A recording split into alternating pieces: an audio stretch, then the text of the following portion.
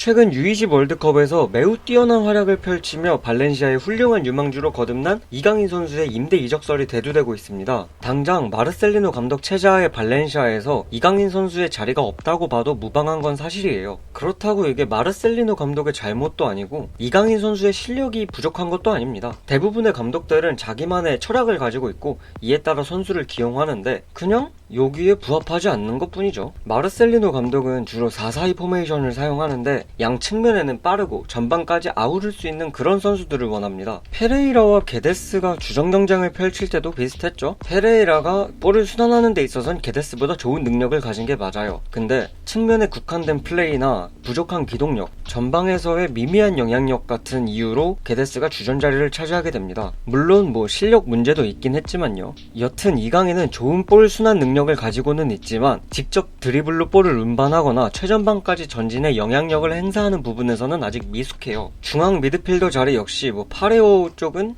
건드리기 좀 어려운 곳이고요. 나머지 한 자리는 마찬가지로 기동력을 중요시하기 때문에 이강인의 현재 모습과는 좀 거리가 있습니다. 정말 나중에 파레오가 완전히 노쇠화하게 되면 가능성이 없지는 않겠지만 지금 당장은 시기상조라고 할 수 있겠죠. 이강인은 아직까지 유망주의 단계입니다. 굳이 맞지 않는 옷을 억지로 입을 필요는 없어요. 이를 알기 때문에 발렌시아도 임대 이적을 적극적으로 추진하고 있는 거고요. 이제 거론되는 팀들을 좀 살펴보면 레반테, 셀타비고, 아약스 등등의 세군다 몇 팀 정도라고 알고 있는데 이 팀들 중에 오늘은 레반테에 관련된 이야기를 하고자 합니다. 개인적인 생각이지만 1부 리그 내에서 이강인에게 있어 가장 어울리는 팀이 바로 레반테가 아닌가 싶어요. 17-18 시즌 후반기에 부임한 파코 로페즈 감독은 한 가지 전술만을 고집하는 스타일과는 거리가 멀어요. 레반테의 특성상 일정 기간이 되면 팀적으로 한계를 표출하곤 하는데 이런 시기마다 전술적인 변화를 통해 분위기를 바꾸고자 하는 감독입니다. 이는 곧 더 많고 다양한 전술에서 경기를 뛰어볼 수 있다는 뜻이며 어느 한 전술에서 자리가 없었다고 하더라도 팀이 변화를 꾀하는 시기에는 다시금 기회를 얻을 수 있다는 뜻과도 같죠. 그렇다고 상위권 팀들처럼 지금 당장의 성적에 연연하지도 않아서 부담이 크게 자리하는 상황도 아니죠. 이 부분이 제가 이강인 선수에게 있어 레반테가 적합한 클럽이라고 생각하는 첫 번째 이유입니다. 레반테는 파코 로페즈 감독 부임 이후 초반에는 주로 4백 위주의 경기를 펼쳤습니다. 공교롭게 그 형태가 4-4-2 포메이션이라는 점에서 마르셀리노와 비슷한 전술을 구사하는 게 아닌가 싶을 수도 있지만 아니라고 확실하게 말할 수 있습니다. 전혀 달랐어요. 마르셀리노 감독이 4-4-2 포메이션의 양 측면에 모두 빠르고 민첩한 선수들을 기용한다면 파코 로페즈 감독은 측면 자원들에게 속도나 민첩함을 요구하지 않는 경우도 많았습니다. 레반테의 경우에 능동적으로 경기를 풀어나가기보단 수동적으로 경기를 풀어나가는 경우가 많았으며 공격면에서 확실함보다는 효율을 추구합니다. 따라서 공격 시에 팀의 전원이 라인을 올려 공격하는 경우는 매우 드물었다고 보면 되고요. 역습 위주의 공격을 지향하는 레반테는 적게는 1명에서 많아봤자 4명의 선수들로 공격 작업을 시도합니다. 측면에 배치된 선수들은 직접 공을 몰고 상대의 진영으로 전진할지 전방에 있거나 직접 전진할 선수에게 볼을 전달해줄지에 대한 역할을 부여받습니다. 가장 대표적으로 기존 레반테에서 전자는 모랄레스, 후자는 바르디가 맡았으며 이는 선수들의 장점에 따라 감독인 로페즈가 역할을 배정해준 것이라고 생각하면 편해요. 모랄레스는 직접적인 드리블 능력과 폭발력을 지닌 선수입니다. 레반테 경기에서 종종 원맨 역습을 시도하기도 하며 볼을 이끌고 상대 수비수들의 시선을 돌려놓은 후 또 다른 공격수들에게 기회를 제공하기도 합니다. 반면에 바르디는 모랄레스와는 정반대의 선수라고 할 수 있죠. 바르디는 볼이 보다 정적인 상황에 머무를 때 강점을 드러내는 선수이며 데드볼 상황이나 지공 상황 혹은 좀 더 라인이 낮은 상황에서 빛을 발합니다. 킥력도 좋고 특유의 테크닉도 준수합니다. 무엇보다 중앙 지향적인 성향을 가지고 있고 이후 소수랄 352에서는 메짤라로를 맡았던 선수예요. 아마 방금 바르디의 장점을 보고 하신 분들 좀 상당수 있을 겁니다. 제가 이강인 선수에게 있어 레반테가 적합하다고 생각하는 이유 중 두 번째가 바로 레반테의 주전 멤버인 바르디와의 공통점들이 많다는 건데요. 바르디는 측면에서 경기를 풀어나갈 수는 있지만 빠르다라고 칭할 정도까지의 선수는 아니며 직접적인 드리블보다는 패싱을 통한 볼 운반에 주력합니다. 또한 자신이 볼을 소유하고 있을 때 이를 키핑할 수 있는 선수이며 좋은 킥력을 바탕으로 데드볼 상황이나 정적인 상황에서 결과물을 만들어낼 수 있는 선수라고 할 수 있죠. 이강인 역시 주력 부분에선 아쉬움을 드러내고 있으나 패싱을 통한 볼 운반과 키핑 그리고 킥력은 매우 뛰어나다고 평가받는 만큼 바르디의 역할을 수행하는데 그렇게 어려움은 없을 겁니다.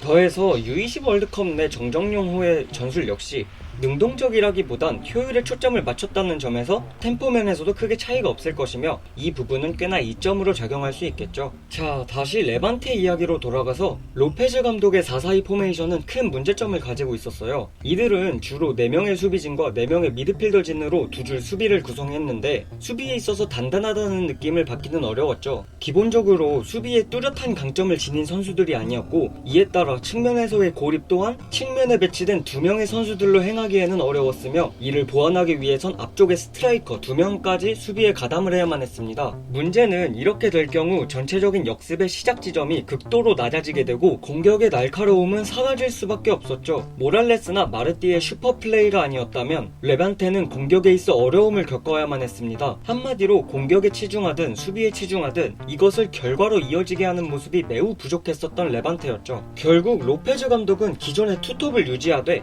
센터백 숫자를 늘려 3-5-2 포메이션으로 변화를 꾀합니다. 이 선택으로 인해 더 이상 전방의 도움 없이도 레반테는 꽤 괜찮은 측면 수비 형태를 구축할 수 있었고 센터백 1명과 해당 방향의 메잘라 그리고 윙백까지 총 3명으로 구성된 측면 수비는 인원상 부족하다는 느낌을 더 이상 주지 않았습니다. 스트라이커들은 굳이 더 이상 낮은 지역까지 내려올 필요도 없었기에 역습에서의 퀄리티도 더 나은 모습을 보여주었습니다. 무엇보다 3백의 레반테는 하프 스페이스를 점유하고자 하는 차이점이 있었죠. 기존 레반테의 4백 포메이션 시스템이 중원을 생략하는 모양새였다면 3백에서의 레반테는 속공에서도 짧은 패스를 자주 이용하는 모습을 보여주었으며 전방의 투톱이 단순히 라인 브레이킹만을 시도하는 것이 아니라 메잘라들과의 스위칭을 통해 다른 선수들로 하여금 언마킹 상태를 만들어주는 데 주력하곤 했습니다. 이에 따라 주로 메잘라에 기용되던 바르디 역시 플레이 스타일에 변화를 주었죠. 길게 뿌려주는 패스의 빈도는 낮추고 짧은 패싱에 이은 포지셔닝으로 공격을 전개합니다. 당연히 전방에서 머무르는 시간도 늘어나게 되었고 지공 시 하프 스페이스에서 상대 수비수와 직접적으로 대면하는 상황도 잦았습니다. 그렇다고 앞서 서술한 플레이들이 다른 상위권 팀들처럼 정교하게 이루어지는가? 이건 아니었습니다. 레반테는 기본적으로 전방에 마르띠와 모랄레스에 의존하는 빈도가 매우 높은 구단이었어요.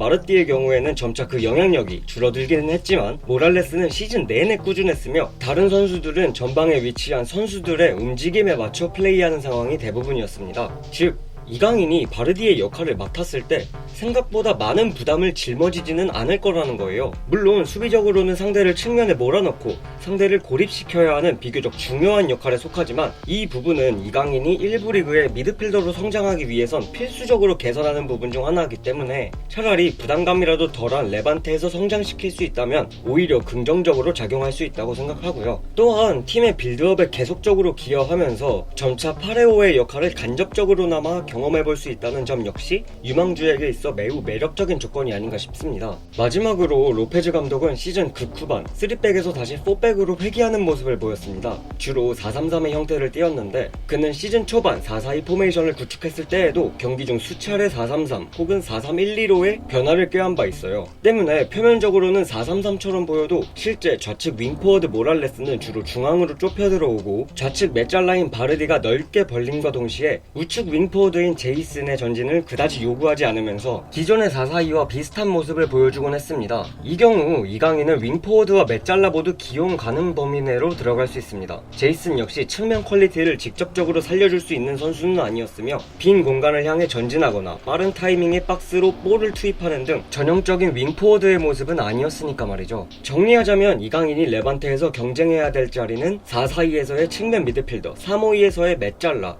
4-3-3에서의 윙포워드 내지 메잘라 정도가 되겠습니다. 다만 이 모든 과정은 이강인의 실력이 타 경쟁 선수들과 비교해서 크게 밀리지 않는다는 조건을 만족했을 때 이야기예요. 잠재력이 아무리 뛰어난 유망주라고 한들 실력이 받쳐주지 않으면 주전 경쟁에서 이겨낼 수 없습니다. 그들은 발렌시아의 위성 구단이 아니며 이강인을 키워줄 의무는 없어요. 이강인 선수의 잠재력을 굉장히 높게 평가하지만 아직까지 1부 리그에서 제대로 통할까에 대한 의문은 떨쳐내기 힘든 상황입니다. 그나마 이 중에서 레반테는 그에게 맞는 전술을 구사할 수 있다는 점에서 아마 프리메라 리가 내에서 가장 좋은 선택지가 될 것으로 보입니다. 제가 오늘 준비한 영상은 여기까지고요. 이적 시장이 열린 기념으로 이강인 선수에 관한 영상을 만들어 보았습니다. 이제 다시 빅클럽에 링크된 선수들 리뷰로 돌아갈 건데 주마다 빅리그 이적에 관한 짤막한 코멘트 영상도 제작 준비 중이니 많은 관심 부탁드리겠습니다.